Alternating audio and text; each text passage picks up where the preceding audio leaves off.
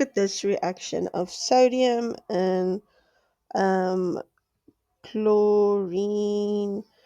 That's a synthesis reaction. It's not a combustion reaction.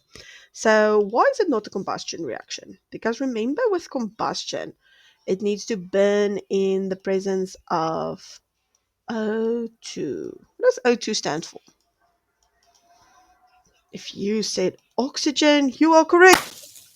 Okay, so this reaction obviously does not have oxygen in it, but it kind of acts like it when you combine the two. That it has this release of energy. The sodium burns like bright yellow in the chlorine gas here. So it might seem or look like a combustion.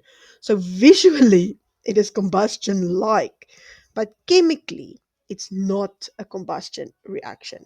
So it's a synthesis reaction, meaning something is made. What is made? What is this product? It's something that we get every day, that we use probably almost daily, that you have in your kitchens.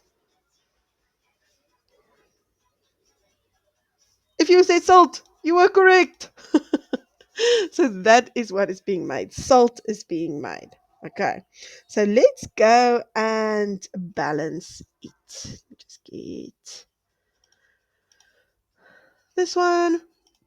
Okay, so let's start with let's us divide on this side so we can count how many atoms we have on our. I always like to start with my reactants and then with my products. So reactant side, sodium is 1, chlorine is 2. Remember, it's a diatomic molecule. So in the products, it also needs to be 2. Here's 1. And there's clearly not 2. So we need to balance it. Okay. So then I go and take my different colors so that I can see clearly where I've balanced and where I've not. Oh, oops. See, I'm said clearly not 2. And then I wrote a 2. Oh my goodness. Let's go and take my color. So we are obviously going to then multiply here with 2 because here's only 1. So I need to get them balanced. That will be 2.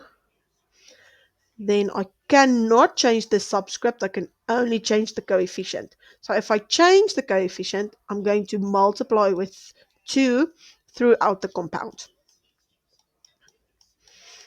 So then sodium is going to be 2.